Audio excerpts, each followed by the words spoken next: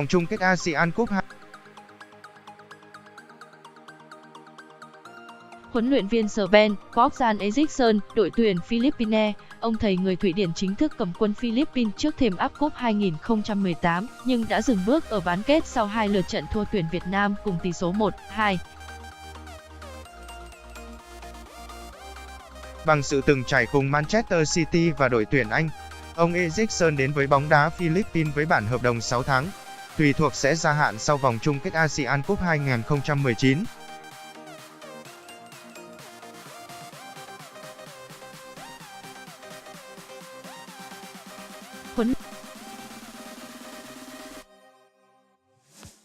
Tuy nhiên, tài xế quân của ông thầy người Ý sẽ được kiểm chứng rõ ràng hơn ở vòng chung kết ASEAN Cup sắp tới cùng UE với tư cách chủ nhà.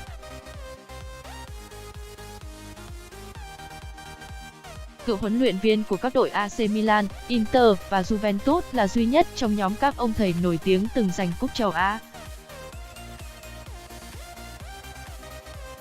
Ông đã nâng cúp với tuyển Nhật Bản và kinh nghiệm của Jacques sẽ giúp ích rất nhiều cho UE. Thực tế, đội chủ nhà không phải là ứng cử viên nặng ký cho chức vô địch.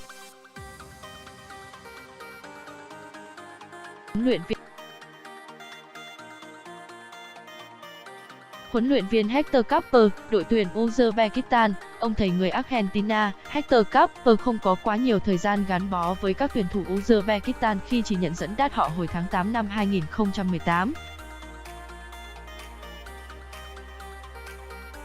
Ông từng huấn luyện Valencia, Inter Milan, Parma, Real Betis và năm 2017 từng nhận danh hiệu huấn luyện viên hay nhất châu Phi do Liên đoàn bóng đá châu Phi bình chọn. Gần đây nhất, huấn luyện viên với Uzbekistan Malolippi từng dẫn dắt Juventus, Napoli, Inter và đoạt rất nhiều giải thưởng cá nhân, bao gồm huấn luyện viên hay nhất của UEFA, huấn luyện viên của năm tại Serie A hay huấn luyện viên của năm ở châu Âu và có tên trong hội trường danh vọng Ý.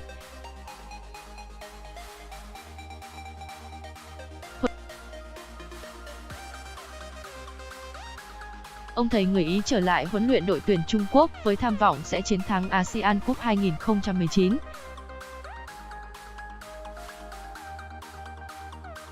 Huấn luyện viên Carlos Queiroz, đội tuyển Iran, người ta nhớ chiến lược gia người Bồ Đào Nha được nhiều nhất từ mối quan hệ hợp tác cực kỳ thành công với Sir Alex Ferguson tại Manchester United, nơi ông làm trợ lý huấn luyện viên.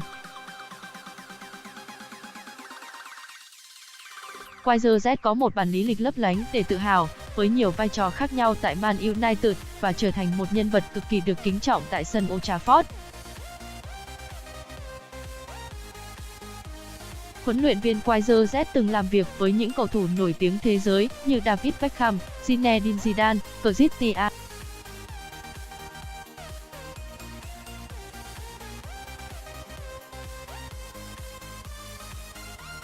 Dưới thời Queiroz, bóng đá Iran có bước phát triển mạnh mẽ và nổi bật một số tài năng như Akanze Zaga. Với tỷ lệ giành chiến thắng 5, Queiroz đang rất muốn giúp Iran vô địch lần thứ 4 tại đấu trường ASEAN Cup 2019, sau lần đầu tiên năm 1976.